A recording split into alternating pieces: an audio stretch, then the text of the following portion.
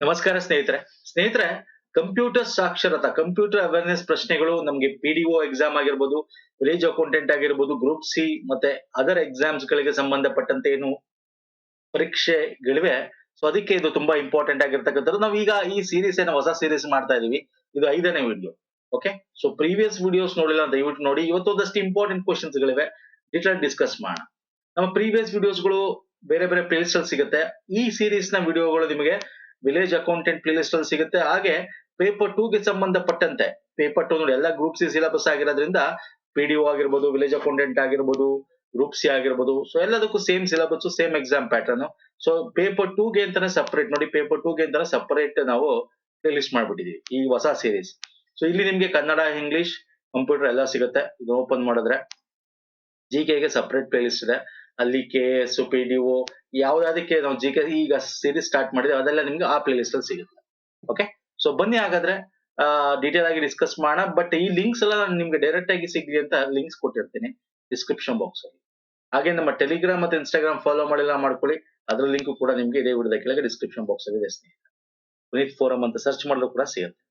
So ಬನ್ನಿ ಹಾಗಾದ್ರೆ ಸ್ನೇಹಿತರೆ. ಸೊ ಕನ್ನಡ, ಇಂಗ್ಲಿಷ್ ಎರಡರಲ್ಲಿ ಇರುತ್ತೆ ಕ್ವಶನ್ಸ್ ಗಳು. ಫಸ್ಟ್, ಬೈನರಿ ಮಾಹಿತಿಯಲ್ಲಿನ ಪ್ರಸರಣದಲ್ಲಿನ ಆಂತರಿಕ ದೋಷಗಳನ್ನು ಕಂಪ್ಯೂಟರ್ ಕೈಗೊಳ್ಳುವಂತೆ ಮಾಡಲು ಬಿಟ್ಸ್ ಗಳ ಕೊಂಡಿಗೆ ಸೇರ್ಪಡೆಯಾದ ಹೆಚ್ಚುವರಿ ಬಿಟ್ ಅನ್ನು ಹೀಗೆಂದು ಕರೆಯಲಾಗುತ್ತದೆ. ಅರ್ಥ ಮಾಡ್ಕೊಳ್ಳಿ, ಬಿಟ್ ಗಳಿದೆ, ಅದಕ್ಕೆ ಒಂದು ಎಕ್ಸ್ಟ್ರಾ ಬಿಟ್ ಸೇರಿಸ್ತಾರೆ. ಯಾಕೆ ಅಂದ್ರೆ ಸೆಂಡರ್ ರಿಸೀವರ್, ಸೆಂಡರ್ ಸೆಂಡ್ ಮಾಡ್ತಾರೆ, ರಿಸೀವರ್ ರಿಸೀವ್ ಮಾಡ್ತಾರೆ. ಓಕೆ, ಅದ್ರ ನಡುವೆ ನಿಮ್ಗೆ ಗೊತ್ತಿಲ್ಲ, ಬೈನರಿ ನಿಮ್ಗೆ 0 to 7 ಇರುತ್ತೆ, 1 and 2 ಯೂಸ್ ಮಾಡ್ತೀವಿ ನೀವು. ಡೆಸಿಮಲ್ ಅಲ್ಲಿ ನೀವು ಆಕ್ಟಲ್ ನಂಬರ್ ಅಲ್ಲಿ 0 to 7 ಯೂಸ್ ಮಾಡ್ತೀವಿ. ಒಂದು ಎಕ್ಸ್ಟ್ರಾ ಬಿಟ್ ನ ನೀವು ಅದಕ್ಕೆ ಸೇರಿಸಿದಾಗ ಅದು ಈವನ್ನ ಅಥವಾ ಆಡ ಅಥವಾ ಸರಿನಾ ತಪ್ಪ ಅಂತ ಡಿಟೆಕ್ಟ್ ಮಾಡಕ್ಕೋಸ್ಕರ ಮಾಡ್ತಾರೆ. ನಾವು ಇದ್ರ ತುಂಬಾ ಡೀಟೇಲ್ ಬೇಕಾಗಿಲ್ಲ. ಇಲ್ಲಿ ಏನ್ ನೀವು ತಿಳ್ಕೊಬೇಕು ಅಂದ್ರೆ ಎಕ್ಸ್ಟ್ರಾ ಬಿಟ್ ನ ಸ್ಟ್ರಿಂಗ್ ಆಫ್ ಬಿಟ್ಸ್ಗೆ ಈಗ 0100 ಅಂತ ಇರ್ಬೋದು, ಅಥವಾ ನಿಮ್ಗೆ 00100 ಅಂತ ಇರ್ಬೋದು. ಇದಕ್ಕೆ 1 ಅಥವಾ 0 ಸೇರಿಸಿದಾಗ ಅದು ಸೆಂಡರ್ ಗೆ ರಿಸೀವರ್ ಗೆ ಕಳಿಸಿದಾಗ ಇಲ್ಲಿ ಏನ್ ಕಳಿಸಿದ್ರೆ ಅದೇ ಬಂದಿರ್ಬೇಕು. ಅವ್ರಿಗೆ ಡಿಫ್ರೆಂಟ್ ಬಂದಿದ್ರೆ ಅದು ಆಡೋ ಇವನ್ನೋ ಅಥವಾ ರಾಂಗೋ ಎರರೋ ಅಂತ ಡಿಟೆಕ್ಟ್ ಮಾಡ್ತದೆ ಅದು. ಅದನ್ನ ನಾವು ಪ್ಯಾರಿಟಿ ಬಿಟ್ ಅಂತ ಕರಿತೀವಿ. ಓಕೆ, ಈ ಎಕ್ಸ್ಟ್ರಾ 1 ಅಥವಾ 0 ಅಂತ ಸೇರಿಸ್ತೀವಲ್ಲ, that is even parity, odd parity ಅಂತ ಕರಿತೀವಿ. ತುಂಬಾ ಡೀಟೇಲ್ ಈಗ ತುಂಬಾ ಜನಕ್ಕೆ ಅರ್ಥ ಆಗೋದು ಬೇಡ. ನಾನು ಹೇಳ್ತಾ ಇದ್ದೀನಿ, ಅರ್ಥ ಆಗೋದು ಬೇಡ. ಪ್ಯಾರಿಟಿ ಚೆಕಿಂಗ್, ಓಕೆ, ಆಡೋ ಈವನ್ ಅಂದ್ರೆ ಎಕ್ಸಿಕ್ಯೂಟ್ ಮಾಡಿದಾಗ ನಮ್ಮ ಆಸ್ಕಿ ಕ್ಯಾರೆಕ್ಟರ್ ನಾನು ಏನಕ್ಕೆ ಕೇಳು ಅಂದ್ರೆ, ನಾವು ಯೂಶಲಿ ಈಗ 7 ಬಿಟ್ ಆಸ್ಕಿ ಕ್ಯಾರೆಕ್ಟರ್ ಯೂಸ್ ಮಾಡ್ತೀವಿ, American standard code information interchange ಅಂತ. ಹಾಗೆ ನಮ್ಮ Indian standard code information interchange ಕೂಡ ಯೂಸ್ ಮಾಡ್ತೀವಿ. ಅದ್ರ ಬಗ್ಗೆ ಮುಂದೆ ಡಿಸ್ಕಸ್ ಮಾಡ್ತೇನೆ. ಓಕೆ, ಮುಂದೆ ಕ್ವಶನ್ ತಗೊಂಡಿದ್ದೀನಿ, ಅಲ್ಲಿ ಡಿಸ್ಕಸ್ ಮಾಡ್ತೇನೆ. ಸೊ ಇದು ಅರ್ಥ ಆಗಿದೆ ಅನ್ಕೋತೀನಿ. ಜಾಸ್ತಿ ನೀವು ಇಲ್ಲಿ ಕಂಪ್ಯೂಟರ್ ಇಂಜಿನಿಯರ್ ಬೇಕಾಗಿಲ್ಲ, ಜಸ್ಟ್ ಇನ್ಫಾರ್ಮೇಶನ್ಸ್ ತಿಳ್ಕೋಬೇಕು, ಏನಿದೆ, ಏನಾಗುತ್ತೆ, ಏನ್ ಮಾಡುತ್ತೆ ಅಂತ ಅಷ್ಟು ತಿಳ್ಕೊಂಡು ಸಾಕು. ಸೊ ಪ್ಯಾರಿಟಿ ಬಿಟ್ ಅಂತ ಕರಿತೀವಿ, extra bit. Okay fine, yes. Next ಬರ್ತೇನೆ. ಕೆಳಗಿನ ಯಾವ ಹೇಳಿಕೆಯು ವೈಟ್ ಹ್ಯಾಟ್ ಹ್ಯಾಕರ್ ಅನ್ನು ಉತ್ತಮವಾಗಿ ವಿವರಿಸುತ್ತದೆ? ವೈಟ್ ಹ್ಯಾಟ್ ಹ್ಯಾಕರ್ ಅಂದ್ರೆ ಏನು ಗೊತ್ತಿರಬೇಕಿದು. ಒಂದು ವೈಟ್, ಬ್ಲ್ಯಾಕ್ ಅಂದ್ರೆ ಕಪ್ಪು, ರೆಡ್, ಗ್ರೇ, ಆಮೇಲೆ ಇನ್ನೊಂದು ಬ್ಲೂ. ಓಕೆ, ಇವೆಲ್ಲ ಬರ್ತವೆ, ಇವೆಲ್ಲ ಗೊತ್ತಿರ್ಬೇಕು. ಇಲ್ಲಿ ವೈಟ್ ಹ್ಯಾಟ್ ಹ್ಯಾಕರ್ ಅಂದ್ರೆ ಯಾರು? Security professional, former black hat, former grey hat, malicious hacker. So ಭದ್ರತಾ ವೃತ್ತಿಪರ ಅಂದ್ರೆ ಯಾರು ಬೇರೆಯವನು ಹ್ಯಾಕ್ ಮಾಡೋದನ್ನ ತಡೆಯಕ್ಕೋಸ್ಕರ, ಭದ್ರತೆಗೋಸ್ಕರ ನಾವು ಹ್ಯಾಕರ್ಸ್ ನ ಇಟ್ಕೊಂಡಿರ್ತೀವಿ. ಅವ್ರು ಏನ್ ಮಾಡ್ತಾರೆ ಗೊತ್ತಾ ನೋಡಿ, ಹ್ಯಾಕರ್ಸ್ ಎಥಿಕಲ್ ಹ್ಯಾಕರ್ಸ್ ಅಂತ ಕರಿತೀವಿ. ವೈಟ್ ಹ್ಯಾಟ್ ಹ್ಯಾಕರ್ಸ್ ನಾವು ಎಥಿಕಲ್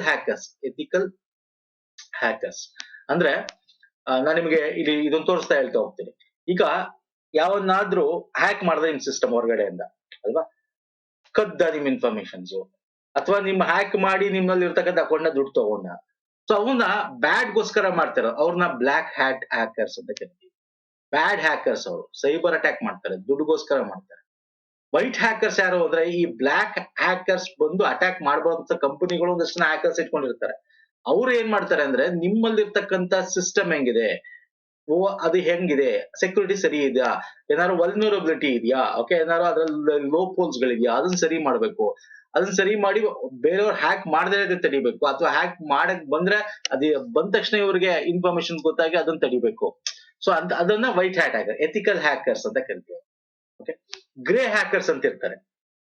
ಅವರು ನಿಮಗೆ ಗುಡ್ ಮತ್ತೆ ಬ್ಯಾಡ್ ಮಧ್ಯದಲ್ಲಿ ಬರ್ತಾರೆ.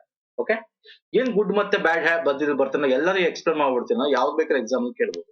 ಈ ಗ್ರೇ ಹ್ಯಾಟ್ ಹ್ಯಾಕರ್ಸ್ ಏನ್ ಮಾಡ್ತಾರೆ ಅಂದ್ರೆ, ಅವರು ನಿಮ್ಗೆ ಬರ್ತಾರೆ, ಹ್ಯಾಕ್ ಮಾಡ್ತಾರೆ, ಏನು ಕದಿಯಲ್ಲ, ಅದನ್ನ ಇನ್ಫಾರ್ಮೇಶನ್ಸ್ ನ ತಿಳ್ಕೊಂಡು ನಿಮಗ್ ಬರ್ತಾರೆ, ಒಂದು ನಿಮ್ಮ ಇದ್ರಲ್ಲಿ ಸೆಕ್ಯೂರಿಟಿ ಸಿಸ್ಟಮ್ ಸರಿ ಇಲ್ಲ, ಯಾರ್ ಬೇಕಾದ್ರೂ ಹ್ಯಾಕ್ ಮಾಡ್ಬೋದು, ಈ ತರ ಪ್ರಾಬ್ಲಮ್ಸ್ ಇದೆ ಹಿಂಗೆ ಅಂತ ಹೇಳಿ ಅವರದ ಸೆಕ್ಯೂರಿಟಿ ಸಿಸ್ಟಮ್ ನಿಮ್ಗೆ ಸೇಲ್ ಮಾಡ್ತಕ್ಕಂಥದ್ದು, ಅವ್ರನ್ನ ಗ್ರೇ ಹ್ಯಾಟ್ ಹ್ಯಾಕರ್ಸ್ ಅಂತ ಕರಿತೀವಿ. ಅರ್ಥ ಆಗ್ತಿದೆಯಲ್ಲ? ಈ ರೆಡ್ ಹ್ಯಾಟ್ ಹ್ಯಾಕರ್ಸ್ ಖತರ್ನಾಕ್ ನನ್ ಮಕ್ಳು ಇವರು. ಹೆಂಗ್ ಖತರ್ನಾಕ್ ಇವರು ಅಂತಂದ್ರೆ, ಬ್ಲಾಕ್ ಹ್ಯಾಟ್ ಹ್ಯಾಕರ್ಸ್ ನ ಹ್ಯಾಕ್ ಮಾಡ್ತಾರೆ ಇವರು. ಓಕೆ, ಇವ್ರು ಒಂದ್ ರೀತಿ ಬ್ಲಾಕ್ ಹ್ಯಾಟ್ ಹ್ಯಾಕರ್ಸ್ ತರನೇ ಇವ್ರು ಕೆಲಸ ಮಾಡ್ತಕ್ಕಂಥದ್ದು. ನೀವು ಹ್ಯಾಕರ್ಸ್ ನ ಹ್ಯಾಕ್ ಮಾಡ್ತಕ್ಕಂಥ ಕೆಲಸ ರೆಡ್ ಹ್ಯಾಟ್ ಹ್ಯಾಕರ್ಸ್ ಅವರು. Okay, in blue hat hackers. Blue hat hackers ಯಾರು ಅಂತಂದ್ರೆ, ಈಗ ಕಂಪ್ನಿ ನಿಮ್ ಕೆಲಸ ಮಾಡಿರ್ತಾನೆ, ಬಿಟ್ಟು ಹೋಗಿರ್ತಾನೆ, ಅಥವಾ ನೀವು ಬಿಟ್ಟು ಕಳ್ಸಿರ್ತೀರಾ, ಸರಿ ಇಲ್ಲ ನೀನು ಹೋಗು ಅಂತ, ಅವನು ಗೊತ್ತಿದೆಯಲ್ಲ ನಿಮ್ ಇನ್ಫಾರ್ಮೇಶನ್ ಹೊರಗಡೆಯಿಂದ ಹ್ಯಾಕ್ ಮಾಡ್ಬೋದು. ಅಥವಾ ನೀವ್ ಯಾರು ಒಬ್ಬರನ್ನ, ನಿಮ್ಮ ಹತ್ರ ಹ್ಯಾಕರ್ಸ್ ಇಲ್ಲ, ಒಬ್ಬರನ್ನ ಔಟ್ ಸೈಡ್ ಅವ್ರನ್ನ ನೀವು ಏನ್ ಮಾಡ್ತೀರಾ, ಕಾಂಟ್ರಾಕ್ಟ್ ಬೇಸಿಸ್ ಮೇಲೆ ಹೈರ್ ಮಾಡ್ತೀರಾ. ಕಾಂಟ್ರಾಕ್ಟ್ ಬೇಸಿಸ್ ಮೇಲೆ ಚೆಕ್ ಮಾಡಕ್ಕೆ, ನಿಮ್ಮ ಸಾಫ್ಟ್ವೇರ್ಸ್ ಗಳನ್ನ ಇನ್ಸ್ಟಾಲ್ ಮಾಡಕ್ಕೆ, ಚೆಕ್ ಮಾಡಕ್ಕೆ, ಮೊದಲಕ್ಕೆ ಎಲ್ಲ ಸಾಫ್ಟ್ವೇರ್ಸ್ ಅದರ್ಸ್ ಪ್ರಾಡಕ್ಟ್ಸ್ ನ ಇವಾಗ ವಲ್ನರಬಿಲಿಟಿ ಚೆಕ್ ಮಾಡಕ್ಕೆ, ಲೂಪ್ ಹೋಲ್ಸ್ ಗಳು ಚೆಕ್ ಮಾಡಕ್ಕೆ ಹೊಸದಾಗಿ ನೀವು ಮಾಡ್ತಿರ್ತೀರಾ. ಸೊ ಅಂತವ್ರು ಏನಿರ್ತಾರಲ್ಲ, ಅವೆಲ್ಲ ಇನ್ಫಾರ್ಮೇಶನ್ ತಿಳ್ಕೊಂಡು ಹೋಗಿರ್ತಾರೆ ಆಯ್ತಾ, ಕಂಪ್ನಿ ಇನ್ಫಾರ್ಮೇಶನ್ಸ್ ಇರುತ್ತೆ. ಸೊ ಬೇಕಾದಾಗ ಅವ್ರು ಏನ್ ಮಾಡ್ಬೋದು, ನಿಮ್ಗೆ ಕೋಪದಿಂದ ಅಥವಾ ನಿಮ್ಮ ಇನ್ಫಾರ್ಮೇಶನ್ಸ್ ಕೊಂಡು ನಿಮಗೆ ಇದಕ್ಕೋಸ್ಕರ ಮಾಡ್ತಾರಲ್ಲ, ಅವ್ರನ್ನ ಬ್ಲೂ ಹ್ಯಾಟ್ ಹ್ಯಾಕರ್ಸ್ ಅಂತ ಅಂತೀವಿ. ಇನ್ನು ಗ್ರೀನ್ ಹ್ಯಾಟ್ ಹ್ಯಾಕರ್ಸ್, ಓಕೆ, ಅವರು ನ್ಯೂ ಹ್ಯಾಕರ್ಸ್. ಅವರು ಅಂದ್ರೆ ಅವ್ರಿಗೇನು ನಿಮ್ಗೆ ಕೆಟ್ಟದ್ ಮಾಡ್ಬೇಕು ಅಂತಿಲ್ಲ, ಕಲಿತಾ ಇರ್ತಾರೆ ಅವರು, ಕಲಿಯಕ್ಕೋಸ್ಕರ ಹ್ಯಾಕ್ ಮಾಡೋದು. ಅವ್ರಿಗೆ ಅದ್ರಿಂದ ಏನ್ ಪ್ರಾಬ್ಲಮ್ ಆಗುತ್ತೆ, ಏನು ಅದ್ರಿಂದ ವಾಪಸ್ ಹೆಂಗ್ ಬರೋದು, ಅದನ್ನ ಹೆಂಗೆ ಸರಿ ಮಾಡೋದು ಅಂತ ಗೊತ್ತಿರೋದನ್ನು ಕಲಿತಾ ಇರ್ತಾರೆ. ಅವ್ರನ್ನ ಗ್ರೀನ್ ಹ್ಯಾಟ್ ಹ್ಯಾಕರ್ಸ್ ಅಂತ ಕರಿತೀವಿ. ಓಕೆ, ಇಲ್ಲಿ ತುಂಬಾ ಖತರ್ನಾಕ್ ಯಾರು, black hackers, red hat hackers ಖತರ್ನಾಕ್. ಓಕೆ, ಬ್ಲೂ ಹ್ಯಾಟ್ ಹ್ಯಾಕರ್ಸ್ ಅಷ್ಟು ಖತರ್ನಾಕ್ ಅಲ್ಲ, ಬಟ್ ಕೋಪ ಬಂದು ನಿಮ್ಮ ಮೇಲೆ ಏನಾದ್ರು ಇದೇ ಜಿದ್ದು ಸಲ್ಸಕ್ಕೆ ಮಾಡುವಂತವ್ರು ಕೂಡ ಇರ್ತಾರೆ, ಅದನ್ನ ಬ್ಲೂ ಹ್ಯಾಟ್ ಹ್ಯಾಕರ್ಸ್ ಅಂತ ಕರಿತೀವಿ. ಓಕೆ, ಗೊತ್ತಿರ್ಲಿ. ಈ ಕ್ವಶನ್ ನ ನಿಮಗೆ ಇನ್ನೊಂದ್ ತರನು ಕೇಳಬಹುದು ನೋಡಿ. ಇದು ಕೇಳಿದ ವಿಡಿಯೋ ವೆರಿ ಇಂಪಾರ್ಟೆಂಟ್, ಇದು APSC ಅಲ್ಲಿ ಕೇಳಿದ್ದ, ಹೂ ಇಸ್ ಬ್ಲೂ ಹ್ಯಾಟ್ ಅಂತ ಕೇಳಿದ್ದ. ಬ್ಲೂ ಹ್ಯಾಟ್ ಎಂದರೆ ಯಾರು ಅಂತ ಕೇಳಿದ್ದ. ಓದಿಗ ಆಪ್ಷನ್ ಓದಿ, ಕನ್ನಡ ಇಂಗ್ಲಿಷ್ ಎರಡರಲ್ಲೂ ಇದೆ, ಆನ್ಸರ್ ಮಾಡಿ ನೋಡೋಣ. ಪರೋಪಕಾರಿ ಅಥವಾ ದುರುದ್ದೇಶ ರಹಿತ ಕಾರಣಗಳಿಂದ ಸುರಕ್ಷತೆಯನ್ನು ಹ್ಯಾಕರ್ ಛಿದ್ರಿಸುವುದು. ದುರುದ್ದೇಶದಿಂದ ಮಾಡೋದು ಯಾರು ಸರ್, ಬ್ಲಾಕ್ ಹ್ಯಾಟ್ ಹ್ಯಾಕರ್ಸ್. ಸಂದಿಗ್ಧ ನೀತಿ ನಿಯಮಗಳು ಅಥವಾ ಕಾನೂನುಬದ್ಧ ಅಂಚುಗೆರೆ ಹ್ಯಾಕರ್ ಸದಾ ನೇರವಾಗಿ ಅಂಗೀಕರಿಸಲ್ಪಡುತ್ತೆ. Hackers ambiguous ethics, borderline legality often frankly admitted. No. ಕೆಲವು ಬಾಹ್ಯ ಕಂಪ್ಯೂಟರ್ ಸುರಕ್ಷತಾ ಸಮಾಲೋಚನಾ ವ್ಯವಹಾರ ಸಂಸ್ಥೆಗಳು ಒಂದು ವ್ಯವಸ್ಥೆಯನ್ನು ಜಾರಿಗೊಳಿಸುವ ಮುನ್ನ ಬಗ್ ಪರೀಕ್ಷೆ ಮಾಡುತ್ತೆ. ಶೋಷಣೆಗಾಗಿ ನೋಡುತ್ತಿದ್ದವರ ಸಲುವಾಗಿ ಅವರನ್ನು ಮುಚ್ಚಲಾಗುವುದು. ಅಂದ್ರೆ someone outside computer security consult firm that are used to bug test a system prior to its launch, looking for exploits so that they may be closed. Yes, ನಾನು ನಿಮ್ಗೆ ಅದನ್ನೇ ಹೇಳಿದ್ದು. ಬ್ಲೂ ಹ್ಯಾಟ್ ಹ್ಯಾಕರ್ಸ್ ಅಂದ್ರೆ ಏನು? Hackers who seeks take personal revenge are outside security professionals that companies hire to test new software or other products to find vulnerable prior to release. ಅರ್ಥ ಆಗ್ತಿದೆಯಲ್ಲ? ಅವ್ರ security system, ಅವ್ರ softwares release ಮಾಡಕ್ಕಿಂತ ಮುಂಚೆ check ಮಾಡಕ್ಕೆ use ಮಾಡ್ತೀವಲ್ಲ, blue hat hackers ಅಂತ ಕರಿತೀವಿ. ಅರ್ಥ ಆಗ್ತಿದೆಯಲ್ಲ ಸ್ನೇಹಿತರೆ? So option 3 is right. ಇದು ನೋಡಿ KPSC ಕ್ವಶನ್. ಎಸ್, ಹೆಂಗ್ ಬರುತ್ತೆ ಅಂತ ದಯವಿಟ್ಟು ಅರ್ಥ ಮಾಡ್ಕೊಳ್ಳಿ. PDO very important, group C exams. Okay, so ಇವೆಲ್ಲ ನಾನು ಎಕ್ಸ್ಪ್ಲೇನ್ ಮಾಡಿದ್ದೀನಿ ಡೀಟೇಲ್ ಆಗಿ ಪ್ರತಿಯೊಂದನ್ನು ಕೂಡ. ನೆಕ್ಸ್ಟ್ ಅಪ್ಲಿಕೇಶನ್ಸ್ ಕ್ವಶನ್ಸ್ ಕೇಳ್ತಾನೆ ಸ್ನೇಹಿತರೆ. ಡೈರೆಕ್ಟ್ ಕರೆಂಟ್ ಅಫೇರ್ ಅಲ್ಲಿ ಅದನ್ನ ಕೇಳ್ತಾನೆ. ನಾವು ಕರೆಂಟ್ ಅಫೇರ್ ಅಲ್ಲಿ ಕವರ್ ಮಾಡ್ತಾ ಇರ್ತೀವಿ. ಯಾವ್ದಾದ್ರು ವೈರಸ್ ಇದ್ರೆ, ಅದ್ರ ಹೆಸರುಗಳಿದ್ರೆ ಅವೆಲ್ಲ ನಾವು ಕರೆಂಟ್ ಅಫೇರ್ ಅಲ್ಲಿ weekly monthly current affair cover ಮಾಡ್ತಾ ದಯವಿಟ್ಟು ಅದ್ರಲ್ಲೂ ನೋಡಿ. ಸೊ ಅಂತದ್ದು ಬಂದಿವೆ ಎಕ್ಸಾಮ್ ಅಲ್ಲಿ. ಪ್ರತಿ ಬ್ಯಾಂಕ್ ಶಾಖೆಗೆ ವಿಶಿಷ್ಟವಾದ MICR ಕೋಡ್ ನೀಡಲಾಗಿದೆ ಮತ್ತು ಇದು ಬ್ಯಾಂಕ್ ಶಾಖೆಯನ್ನು ಗುರುತಿಸಲು ಕ್ಲಿಯರಿಂಗ್ ಪ್ರಕ್ರಿಯೆಯನ್ನು ವೇಗಗೊಳಿಸಲು RBIಗೆ ಸಹಾಯ ಮಾಡುತ್ತದೆ. MICR ಕೋಡ್ ಎಷ್ಟು ಅಂಕೆಗಳನ್ನು ಹೊಂದಿದೆ? Magnetic ink recognition. MICR ಅಂದ್ರೆ ಫುಲ್ ಫಾರ್ಮ್. MICR ಚೆಕ್ ಇರುತ್ತಲ್ಲ, ಮ್ಯಾಗ್ನೆಟಿಕ್ ಇಂಕ್ ಕ್ಯಾರೆಕ್ಟರ್ ರೆಕಗ್ನೈಸೇಷನ್ ಅಂತ ಕರಿತೀವಿ. ಎಷ್ಟಿರುತ್ತೆ? ವೆರಿ ಇಂಪಾರ್ಟೆಂಟ್, ಇವೆಲ್ಲ ಕೇಳ್ತಾನೆ ಎಕ್ಸಾಮ್ ಅಲ್ಲಿ. ಹೇಳಿ ನೋಡೋಣ. 11, 9, 8? 9 ಇರುತ್ತೆ ನೋಡಿ. ಇದು ಗೊತ್ತಿರಬೇಕು. IFSC ಕೋಡ್ ಎಷ್ಟಿರುತ್ತೆ ಅಂತ ಗೊತ್ತಿರಬೇಕು. ಗೊತ್ತಾಯ್ತಾ? ನಿಮ್ಗೆ ಚೆಕ್ ಅಲ್ಲಿ ಕೆಳಗಡೆ ಕೊಟ್ಟಿರ್ತಾನೆ. ಈ ಚೆಕ್ ಅಲ್ಲಿ ಇರ್ತದಲ್ಲ, ಒಂದ್ಸಲ ಇದನ್ನ ನಿಮ್ಗೆ ಬೇಕಾದ್ರೆ ಡಿಫಿಕಲ್ಟ್ ಮಾಡ್ಬೇಕಾ? ಇದು MICR 9 ಕೋಡ್ ಇದೆ ಅಂತ ಹೇಳಿದೆ. ಅಲ್ವಾ? ಈ 9 ಕೋಡ್ ಮೂರ್ ಆಗಿ ಡಿವೈಡ್ ಮಾಡ್ತಾರೆ. ಈ ಮೂರ್ ಏನ್ ಹೇಳುತ್ತೆ ಅಂತ ಬೇಕಾದ್ರೆ ಕೇಳ್ಬೋದು ಎಕ್ಸಾಮ್ ಅಲ್ಲಿ, ನಿಮ್ ಡಿಫಿಕಲ್ಟಿ ಲೆವೆಲ್ ಜಾಸ್ತಿ ಮಾಡ್ಬೇಕು ಅಂದ್ರೆ. ಇದೇನು ಅಂದ್ರೆ ಯೂನಿಕ್ ನಂಬರ್ ಸರ್, ಅದು ಯೂನಿಕ್ ನಂಬರ್. IFSC ಕೋಡ್ ನೋಡಿ, IFSC ಕೋಡ್ ಇಲ್ಲಿ ಕೊಟ್ಟಿರ್ತಾನೆ, ಅಥವಾ ಒಂದೊಂದು ಚೆಕ್ ಅಲ್ಲಿ ಇಲ್ಲಿ ಕೊಟ್ಟಿರ್ತಾನೆ IFSC ಕೋಡ್ ಅಂತ ಹೇಳಿ. ಓಕೆ, ಸೊ ಈ 9 ಕೋಡ್ ಇದೆಯಲ್ಲ, ಇದು MIC code, magnetic ink recognition, character recognition ಅಂತ ಕರಿತೀವಿ. ಇದು ಮೂರು ಸಂಖ್ಯೆ ಏನೇನ್ ಹೇಳುತ್ತೆ, 3 ಅಂತ ಮಾಡ್ತೀವಿ. ಫಸ್ಟ್ 3 ಏನ್ ಹೇಳುತ್ತೆ ಅಂದ್ರೆ ನಿಮ್ಮ ಸಿಟಿ ಕೋಡ್ ಹೇಳುತ್ತೆ, ನಿಮ್ಮ ಸಿಟಿ ಯಾವ ಸಿಟಿ ಇದೆ ಆ ಬ್ಯಾಂಕ್ ಅಂತ. ನೆಕ್ಸ್ಟ್ 3 ಕೋಡ್ ಏನ್ ಹೇಳುತ್ತೆ ಅಂತಂದ್ರೆ ಬ್ಯಾಂಕ್ ಕೋಡ್ ಹೇಳುತ್ತೆ. ನೆಕ್ಸ್ಟ್ 3 ಕೋಡ್ 9ರಲ್ಲಿ ಏನ್ ಹೇಳುತ್ತೆ ಅಂತಂದ್ರೆ ಬ್ರಾಂಚ್, ಆ ಬ್ಯಾಂಕ್ ಯಾವ ಬ್ರಾಂಚ್ ಕೋಡ್ ಅಂತ ಹೇಳುತ್ತೆ. ಅರ್ಥ ಆಯ್ತಾ? IFSC very important. IFSC code ಬಗ್ಗೆನೂ ಕೇಳ್ತಾನೆ. IFSC ಕೋಡ್ ಎಷ್ಟಿರುತ್ತೆ, ಎಷ್ಟು ನಂಬರ್ ಇರುತ್ತೆ ಹೇಳಿ ನೋಡೋಣ? 11 ಇರುತ್ತೆ. 11 ಕ್ಯಾರೆಕ್ಟರ್ ನಿಮ್ಗೆ ಹೇಳಿದೆ, ಇಲ್ಲಿ ಇರುತ್ತೆ ನೋಡಿ, ಇಲ್ಲಿರುತ್ತೆ. ಅಥವಾ ಇಲ್ಲಿ ಹಿಂದಕ್ಕೆ ನೋಡಿದ್ರೆ ಇಲ್ಲಿರುತ್ತೆ. ಅಂದ್ರೆ SBI N ಅಥವಾ ICICI ಅಂತಿರುತ್ತೆ, HDFC ಅಂತಿರುತ್ತೆ. 11ರನ್ನ ನೀವು ವೆರಿ ಇಂಪಾರ್ಟೆಂಟ್, ಇದನ್ನು 3 ಭಾಗ ಮಾಡ್ಬೋದು. ಓಕೆ, ಫಸ್ಟ್ ಇದನ್ನ ಏನು ಹೆಂಗ್ ಮಾಡ್ತೀವಿ ಅಂದ್ರೆ 6 ಅಲ್ಲ ಸಾರಿ, ಇದು ಫಸ್ಟ್ 4, ಇದು 6, ಮಧ್ಯ ಒಂದು 0 ಅಂತ ಇರುತ್ತೆ. ಫಸ್ಟ್ 4 ಕ್ಯಾರೆಕ್ಟರ್ ಏನ್ ಹೇಳುತ್ತೆ, ಏನ್ ಹೇಳ್ತಿರ್ತೀರಾ?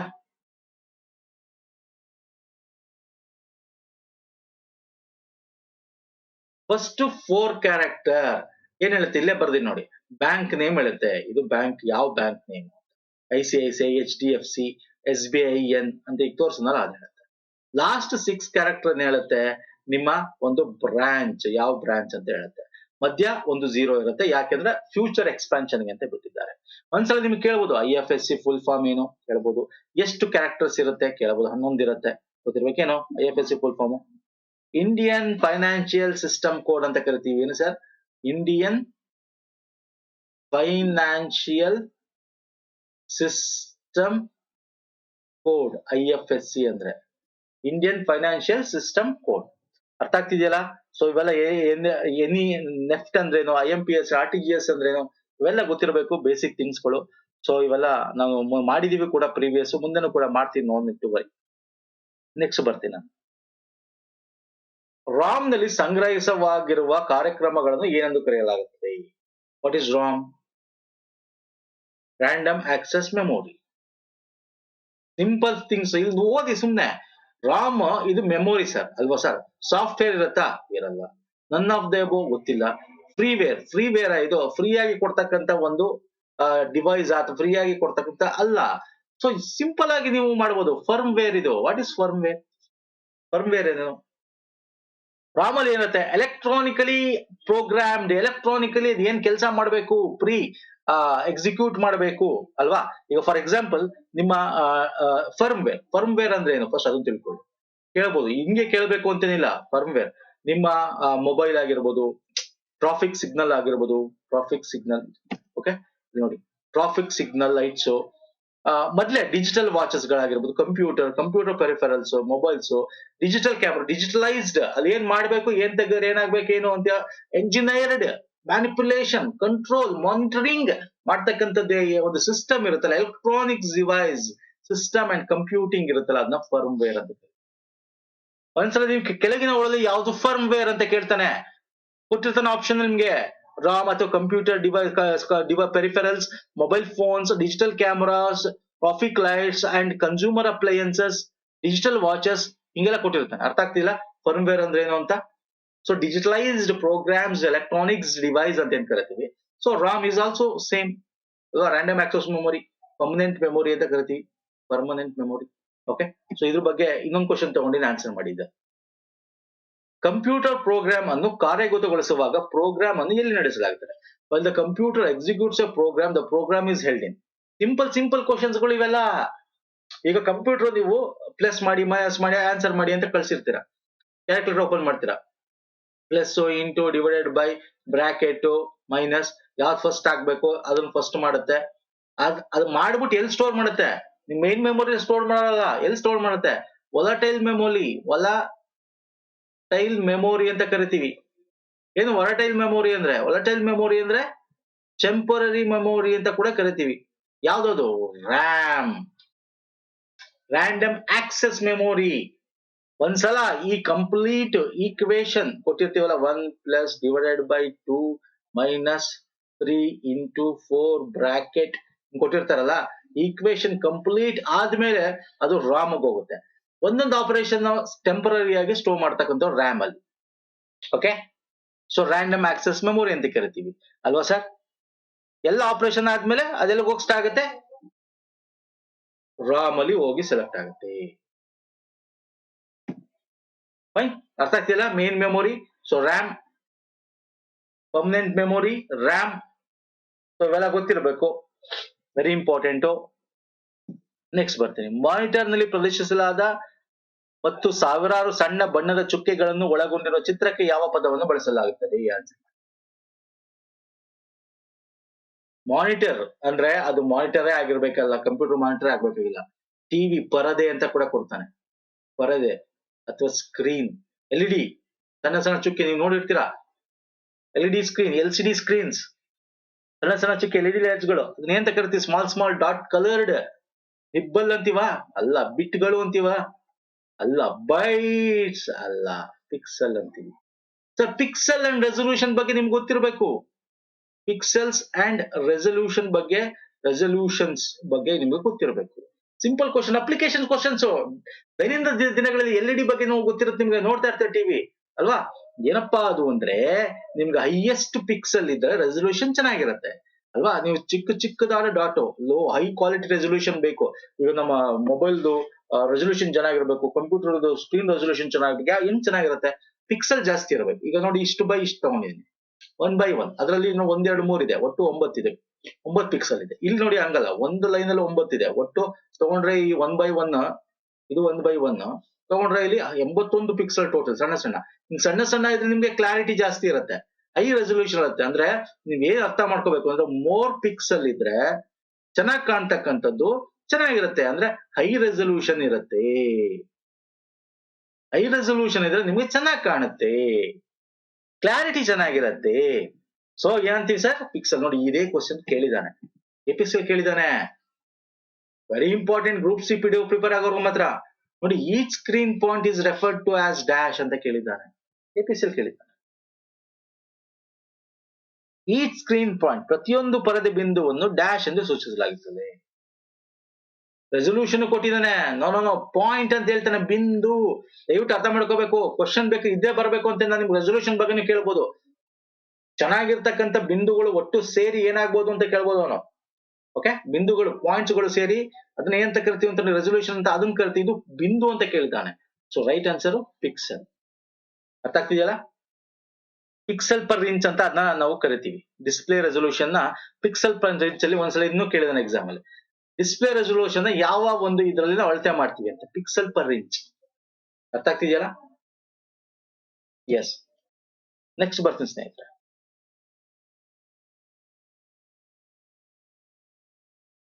32 ಬಿಟ್ ವರ್ಡ್ ಕಂಪ್ಯೂಟರ್ ಒಂದು ಸಮಯದಲ್ಲಿ ಡ್ಯಾಶ್ ಬೈಟ್ಸ್ ಗಳನ್ನು ಪ್ರವೇಶಿಸಬಹುದು. ಅಂದ್ರೆ ಈಗ ನಿಮ್ ಕಂಪ್ಯೂಟರ್ಸ್ ಅಲ್ಲಿ, ನಿಮ್ 32 ಬಿಟ್ ಕಂಪ್ಯೂಟರ, 64 ಬಿಟ್ ಕಂಪ್ಯೂಟರ ಅಂತ ನಿಮ್ಗೆ ಲ್ಯಾಪ್ಟಾಪ್ ಕಂಪ್ಯೂಟರ ಹೇಳ್ತಾ ಇರ್ತೀವಿ ನಾವು. ಅದ್ರದ್ದು ಯೂಸ್ ಮಾಡಿರೋ ಗೊತ್ತಿರುತ್ತೆ, ಲ್ಯಾಪ್ಟಾಪ್ ಕಂಪ್ಯೂಟರ್ಸ್ ಗಳ ಬಗ್ಗೆ ಸ್ವಲ್ಪ ನಾಲೆಜ್ ಇದ್ರೆ ಗೊತ್ತಿರುತ್ತೆ. ಓಕೆ, 32 ಬಿಟ್ ಅಂದ್ರೆ ಒಂದು ಪ್ರೊಸೆಸರ್, ಮೆಮೊರಿ, ಇದ್ರ ಮೇಲೆ ಅದು ಚೇಂಜ್ ಆಗ್ತಾ ಹೋಗುತ್ತೆ. ಇಲ್ಲಿ ಏನ್ ಕೇಳಿದಾನೆ ಅಂದ್ರೆ, 32 ಬಿಟ್ ಕಂಪ್ಯೂಟರ್ ಒಂದು ಸಮಯ ಡ್ಯಾಶ್ ಬೈಟ್ಸ್ ಗಳನ್ನು, ಅಂದ್ರೆ 32 ಬಿಟ್ ಇದೆ ಸರ್, ಇಲ್ಲಿ ಬೈಟ್ಸ್ ಅಲ್ಲಿ ಕೇಳಿದಾನೆ ಸರ್ ಅಷ್ಟೇ.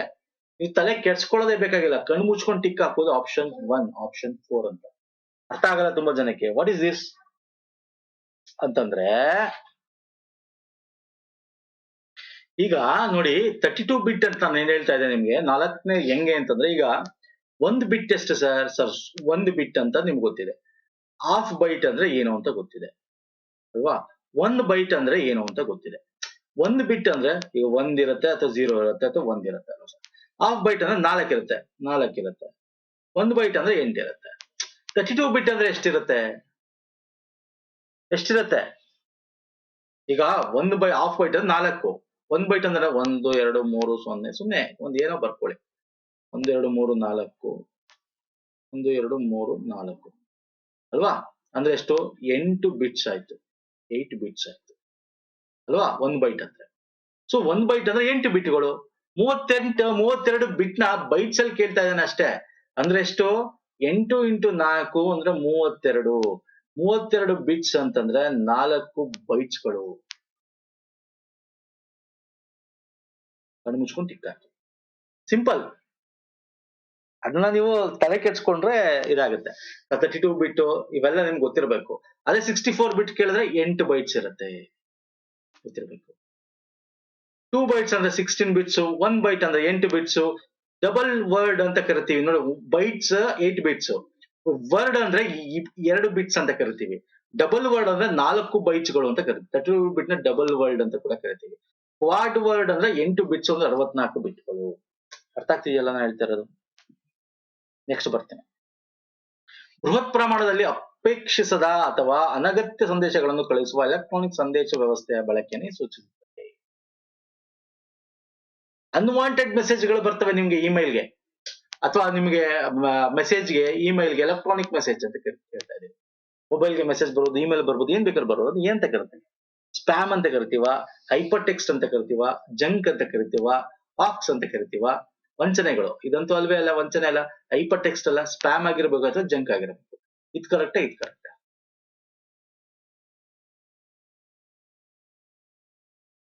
Spam is the right answer, not junk. ನೋಡಿ, ವೆರಿ ಇಂಪಾರ್ಟೆಂಟ್. ಜಂಕ್ ಬಗ್ಗೆನೂ ಗೊತ್ತಿರಬೇಕು, ಸ್ಪ್ಯಾಮ್ ಬಗ್ಗೆ ಗೊತ್ತಿರಬೇಕು. ಇಷ್ಟೇ difference. What is the difference? ಸ್ಪ್ಯಾಮ್ಗೂ ವರ್ಸಸ್ ಜಂಕ್ಗೂ ಡಿಫ್ರೆನ್ಸ್ ಏನು? ಸ್ಪ್ಯಾಮ್ ನಿಮ್ಗೆ ಅನ್ವಾಂಟೆಡ್, ನಿಮ್ಗೆ ಅದು ಬೇಕಾಗಿಲ್ಲ. ಓಕೆ, ಬರ್ತಾನೆ ಇರುತ್ತೆ ಅಡ್ವರ್ಟೈಸ್ಮೆಂಟ್, ಏನೋ ಮತ್ತೊಂದು ಮಗ್ದೊಂದು. ಜಂಕ್ ಅಂತದಂದ್ರೆ ಏನಂದ್ರೆ ನೀವು ಅದ್ರ ಬಗ್ಗೆ ಸರ್ಚ್ ಮಾಡಿರ್ತೀರ, ಅದ್ರ ಬಗ್ಗೆ ನಿಮ್ಗೆ ಬೇಕಾಗಿರುತ್ತೆ.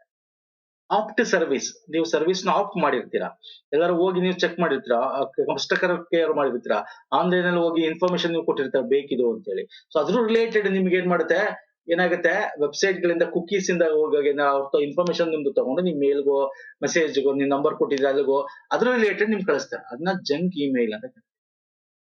Business spam refers to the message that user did not opt to service. Okay, so very important. ಇಂದಿನ ಕಂಪ್ಯೂಟಿಂಗ್ ನಲ್ಲಿ ಈ ಕೆಳಗಿನ ಕೋಡ್ ಗಳನ್ನು ಎಲ್ಲಿ ಯಾವುದನ್ನು ಬಳಸಲಾಗುತ್ತದೆ ಮತ್ತು ಪ್ರಪಂಚದಾದ್ಯಂತ ಸ್ವೀಕರಿಸಲಾಗಿದೆ. ನೋಡಿ, ನಾನು ನಿಮ್ಗೆ ಅದನ್ನೇ ಹೇಳಿದ್ದು ವಿಡಿಯೋ ಸ್ಟಾರ್ಟಿಂಗ್ ಸ್ವಲ್ಪ ಹೇಳಿದೆ ನಿಮ್ಗೆ. ASCII code, ISCI code, EBCDIC code ಅಂತ. ಯಾವ್ದು ಕರೆಕ್ಟ್ ಇಲ್ಲಿ? ಪ್ರಪಂಚಾದ್ಯಂತ ಅಂತ ಕೊಟ್ಬಿಟ್ಟಿದ್ದಾನೆ, ಅವನೇ ಕೊಟ್ಬಿಟ್ಟಿದ್ದಾರೆ. ಇಂಡಿಯಾದಲ್ಲಾಗಿದ್ರೆ ನಾವು ಇದನ್ನ ಟಿಕ್ ಹಾಕ್ಬೋದಾಗಿತ್ತು. ಸೊ ರೈಟ್ ಆನ್ಸರ್ ಯಾವುದು? ಆಪ್ಷನ್ ಬಿ, ಆಸ್ಕಿ ಕೋಡ್ ಪ್ರಪಂಚಾದ್ಯಂತ ಯೂಸ್ ಮಾಡೋದು. ಆಸ್ಕಿ ಅಂದ್ರೆ American standard code for information interchange. 7 ಬಿಟ್ ಇರುತ್ತೆ ಸರ್, ಅದು 128 ಕ್ಯಾರೆಕ್ಟರ್ಸ್ ಇರುತ್ತೆ. ಈ EBCDIC ಅಂದ್ರೆ extended binary code decimal interchange, ಅಂದ್ರೆ 8 ಬಿಟ್ ಕ್ಯಾರೆಕ್ಟರ್ಸ್ ಇರುತ್ತೆ. ಇಂಡಿಯನ್ ಸ್ಟ್ಯಾಂಡರ್ಡ್ ಕೋಡ್ಸ್ ಕೂಡ 8 ಇರುತ್ತೆ. ಇದು ಸೇಮ್ ಆಸ್ಕಿ ಕೋಡ್ ತರ. ಇಂಡಿಯನ್ ಸ್ಟ್ಯಾಂಡರ್ಡ್ ಕೋಡ್ ಅಂದ್ರೆ ಆಸ್ಕಿ ಕೋಡ್ ಏನು 7 ಬಿಟ್ ಕೋಡ್ಸ್ ಇರುತ್ತಲ್ಲ, 128 ಕ್ಯಾರೆಕ್ಟರ್ಸ್ ಇರುತ್ತೆ ಅದರಲ್ಲಿ. ಕ್ಯಾರೆಕ್ಟರ್ಸ್ ಅಂದ್ರೆ ಕಾಂಬಿನೇಷನ್ ಆಫ್ ಕ್ಯಾರೆಕ್ಟರ್ಸ್ ಇರುತ್ತೆ. ತುಂಬಾ ಜನಕ್ಕೆ ಅರ್ಥ ಆಗಲ್ಲ, ಅರ್ಥ ಆಗೋದು ಬೇಡ. ನಾನು ನಿಮ್ಗೆ ಹೇಳ್ದಷ್ಟು ನೀವು ತಗೊಂಡ್ರೆ ಸಾಕು ಎಕ್ಸಾಮ್ಗೆ. ಇದ್ರಲ್ಲಿ ನಮ್ದು ಯಾಕೆ ಒಂದು ಜಾಸ್ತಿ ಅಂತಂದ್ರೆ, ನಮ್ಮ ಲ್ಯಾಂಗ್ವೇಜ್ ಇದೆ, ಬರೀ ಇಂಗ್ಲಿಷ್ ಇಲ್ಲ, ಪ್ರಪಂಚದ ಇಂಗ್ಲಿಷ್ ಇದೆ. ನಮ್ದ್ರಲ್ಲಿ ಏನ್ ಮಾಡುತ್ತೆ, ಬೇರೆ ಬೇರೆ ಲ್ಯಾಂಗ್ವೇಜ್ ಇದೆ, ಬೆಂಗಾಲಿ, ಗುಜರಾತಿ, ಕನ್ನಡ, ಹೀಗೆ. ಹಂಗಾಗಿ 128 256 ಕ್ಯಾರೆಕ್ಟರ್ಸ್ ನಾವು ತಗೋತೀವಿ. ಒಂದು ಎಕ್ಸ್ಟ್ರಾ ಕ್ಯಾರೆಕ್ಟರ್ ತಗೋತೀವಿ. 8 ಬಿಟ್ಸ್ ಇರುತ್ತೆ ನಮ್ದು, ಹಾಗಾಗಿ 256 ಕ್ಯಾರೆಕ್ಟರ್ಸ್ ಇರುತ್ತೆ. 128 ಜೊತೆಗೆ 128 ಎಕ್ಸ್ಟ್ರಾ ಇರುತ್ತೆ ಇಂಡಿಯನ್ಗೆ ಸ್ಕ್ರಿಪ್ಟ್ಗೋಸ್ಕರ. ಸೊ ಹಾಗಾಗಿ ನಮ್ದು 8 ಬಿಟ್ ಕೋಡ್ ಇರುತ್ತೆ. ಒಂದ್ಸಲ ಕೇಳ್ತಾನೆ ಎಕ್ಸಾಮ್ ಅಲ್ಲಿ, ಫುಲ್ ಫಾರ್ಮ್ ಕೇಳ್ಬೋದು, ಎಷ್ಟು ಬಿಟ್ ಇದೆ ಅಂತ ಕೇಳ್ಬೋದು. It's all depending upon the difficulty level of the exam. ಅದು ಸಿಂಪಲ್ ಆಗಿ ಹಿಂಗ್ ಕೇಳಬಹುದು. ಇದು ಸಿಂಪಲ್ ಆಗಿ ನಾರ್ಮಲ್ ನಿಮ್ಗೆ ಈಸಿ ಆಗಿ ಕೇಳೋದಾದ್ರೆ ಈ ತರ ಇರುತ್ತೆ ಕ್ವಶನ್. ಓಕೆ, ನೆಕ್ಸ್ಟ್ ಬರ್ತೇನೆ. ಕೈಯಿಂದ ಬಿಡಿಸಿದ ಚಿತ್ರಗಳನ್ನು ಕಂಪ್ಯೂಟರ್ ಪ್ರಕ್ರಿಯೆಗೆ ಸೂಕ್ತವಾದ ಸ್ವರೂಪಕ್ಕೆ ಪರಿವರ್ತಿಸಲು ಬಳಸುವ ಸಾಧನ ಯಾವುದು? ಕೈಯಿಂದ ಬಿಡಿಸಿರ್ತೀರಾ, ಅದು ಕಂಪ್ಯೂಟರ್ಗೆ ಹಾಕ್ಬೇಕು. ಏನ್ ಮಾಡ್ತೀರಾ? ಸ್ಕ್ಯಾನ್ ಮಾಡ್ತೀರಾ. ಸ್ಕ್ಯಾನ್ ಮಾಡಬಹುದು ಅದನ್ನ, ಅಥವಾ ನೀವು ಫೋಟೋ ತೆಗಿತೀರಾ. ಓಕೆ, ಏನ್ ಅದು? ಡಿಜಿಟೈಸರ್ ಅಂತ ಕರಿತೀವಿ. ಮೊಬೈಲ್ ಆಗಿರ್ಬೋದು, ಮೊಬೈಲ್ ಕ್ಯಾಮ್ರಾ ಆಗಿರ್ಬೋದು. ಓಕೆ, ಡಿಜಿಟೈಸರ್ ಅಂತ ಕರಿತೀವಿ. ಡಿಜಿಟೈಸೇಷನ್ ಮಾಡ್ತಕ್ಕಂಥದ್ದು. ಎಸ್, ನೀವು ಸ್ಕ್ಯಾನ್ ಮಾಡಬಹುದು, ಬಟ್ ಇಲ್ಲಿ ಏನಾಗುತ್ತೆ, ಪ್ರೋಸೆಸ್ ನಾವು ಹ್ಯಾಂಡ್ ಡ್ರಾನ್ ಪ್ರೋಸೆಸ್ ನ ಇಮೇಜ್ ನ ಫಾರ್ಮ್ಯಾಟ್ ನ ಕಂಪ್ಯೂಟರ್ ಬೇಕಾದಂಗೆ ಕವರ್ ಮಾಡುತ್ತೆ. ಅದು ಬರೀ ಸ್ಕ್ಯಾನರ್. ಇದು ಕ್ಯಾಮ್ರಾ. ನೀವು ಬೇಕಾದ್ರೆ ಹ್ಯಾಂಡ್ ರಿಟರ್ನ್ ಆಗಿರ್ಬೋದು ಅಥವಾ ಬೇರೆ ಇನ್ನೊಂದಾಗಿರ್ಬೋದು, ಎಲ್ಲ ತೆಗಿಬಹುದು. OMR ಅಂದ್ರೆ ಗೊತ್ತು, ಆಪ್ಟಿಕಲ್ ಮಾರ್ಕ್ ರೆಕಗ್ನೈಸೇಷನ್, ಇವೆಲ್ಲ ಗೊತ್ತಿದೆ. OCR optical character recognition, MICR ಈಗ ತಾನೇ ಡಿಸ್ಕಸ್ ಮಾಡಿದ್ವಿ. ಸೊ ಇದೆಲ್ಲ ಯೂಸ್ ಮಾಡ್ತೀವಿ, ಇದೆಲ್ಲ ನಾವು ಪ್ರೀವಿಯಸ್ ವಿಡಿಯೋಗಳಲ್ಲಿ ಮಾಡಿದೀವಿ. ಓಕೆ, ಚೆಕ್ ಮಾಡಿ, ಲಿಂಕ್ ಇರುತ್ತೆ ಡಿಸ್ಕ್ರಿಪ್ಷನ್ ಬಾಕ್ಸ್ ಅಲ್ಲಿ, ಚೆಕ್ ಮಾಡಿ. ನೆಕ್ಸ್ಟ್, ಕಂಪ್ಯೂಟರ್ ಸರ್ವರ್ ಕ್ಲೈಂಟ್ಸ್ ಅಥವಾ ಕಂಪ್ಯೂಟರ್ ನೆಟ್ವರ್ಕ್ ಗೆ ಹಾನಿಯುಂಟು ಮಾಡಲು ಉದ್ದೇಶಪೂರ್ವಕವಾಗಿ ವಿನ್ಯಾಸಗೊಳಿಸಲಾದ ಸಾಫ್ಟ್ವೇರ್ ಗಳಿಗೆ ಯಾವ ಪದಗಳನ್ನು ಬಳಸಲಾಗುತ್ತದೆ? ಸಿಂಪಲ್ ಕ್ವಶನ್ ಇದು, ಈಸಿ ಕ್ವಶನ್ ಇದು, ಈಸಿ ಕ್ವಶನ್. ನಮ್ಮ ಮುಂದೆ ತಗೊಂಡ್ ಬರ್ತಾರೆ ಡಿಫರೆನ್ಸಸ್ ಗಳ ಬಗ್ಗೆ ಹೆಂಗ್ ಕೇಳ್ತಾನೆ, ಮುಂದೆ ಬರುತ್ತೆ ಕ್ವಶನ್. ಓಕೆ, ಸಾಫ್ಟ್ವೇರ್ ಗೆ ಡಿಸೈನ್ ಮಾಡೋದಕ್ಕೆ ಡ್ಯಾಮೇಜ್ ಮಾಡತಕ್ಕಂತ ಒಂದು ನೆಟ್ವರ್ಕ್ ಇರುತ್ತಲ್ಲ, ಅದನ್ನ ನಾವು ಮಾಲ್ವೇರ್ ಅಂತ ಕರಿತೀವಿ. ವೈರಸ್ ಅಲ್ಲ, ವೈರಸ್, ಸ್ಪೈವೇರ್, ಇಲ್ಲಿ ನೋಡಿ ಸ್ಪೈವೇರ್, ಆಡ್ವೇರ್, ಈ ವೈರಸ್ ಇವೆಲ್ಲ ಟೈಪ್ ಆಫ್ ಮಾಲ್ವೇರ್. ಮಲೇಷಿಯಸ್ ವೇರ್ ಅಂತ ಕರಿತೀವಿ. ಓಕೆ, ಮಾಲ್ವೇರ್ ಅಂದ್ರೆ ಈಗ ವೈರಸ್ ಇದೆಯಲ್ಲ, ಸ್ಪೈವೇರ್ ಅಂತ ಕರಿತೀವಿ, ಟಾರ್ಸನ್ ಅಂತ ಕರಿತೀವಿ. ಇವೆಲ್ಲ ಮಾಲ್ವೇರ್ ನ ವಿಧಗಳು. ಓಕೆ, ಸೊ ಮಾಲ್ವೇರ್ ಅಂತ ಫಸ್ಟ್ ನಾವು ಕರಿತಕ್ಕಂಥದ್ದು, ಮಲೇಷಿಯಸ್ ವೇರ್ ಅಂತ ಕರಿತೀವಿ, ಮಲೇಷಿಯಸ್ ಸಾಫ್ಟ್ವೇರ್. ಓಕೆ, ಸೊ ಈಗ ಫಾರ್ ಎಕ್ಸಾಂಪಲ್ ನಿಮಗೆ ಈ ತರ ಕ್ವಶನ್ಸ್ ಕೂಡ ಬರುತ್ತೆ. ಡ್ಯಾಶ್ ವಂಚಕ ಇಮೇಲ್ಗಳು ಮತ್ತು ವೆಬ್ಸೈಟ್ ಗಳನ್ನು ಬಳಸಿಕೊಂಡು ವೈಯಕ್ತಿಕ ಮಾಹಿತಿಯನ್ನು ಸಂಗ್ರಹಿಸಲು ಪ್ರಯತ್ನಿಸುವ ವಿಧಾನ. ನೋಡಿ, ಇಮೇಲ್ ಮೆಸೇಜ್ ಮಾಡಿ, ಕಾಲ್ ಮಾಡಿ ನಿಮ್ಮ ಹತ್ರ ಇರ್ತಕ್ಕಂಥ ವೈಯಕ್ತಿಕ ಮಾಹಿತಿಯನ್ನು ತಗೊಂಡು ನಿಮ್ಮನ್ನ ಕಳ್ತನ ಮಾಡ್ತಾರೆ. ಏನ್ ಕಳ್ತನ ಮಾಡ್ತಾರೆ? ನಿಮ್ಮ ಡಾಕ್ಯುಮೆಂಟ್ಸ್ ಕಳ್ತನ ಮಾಡಬಹುದು, ನಿಮ್ಮ ಹ್ಯಾಕ್ ಇದಿರೋದು ದುಡ್ಡನ್ನ ತಗೋಬಹುದು. ಅದನ್ನ ಏನ್ ಕರಿತೀವಿ? Phishing, hacking, cyber bullying, cyber stalking. ಯಾವುದು? ಹ್ಯಾಕಿಂಗ್ ಅಲ್ಲ, ಫಿಶಿಂಗ್ ಅಂತ ಕರಿತೀವಿ. ಅದನ್ನೇ ಹೇಳಿದ್ ನಾನು ನಿಮ್ಗೆ.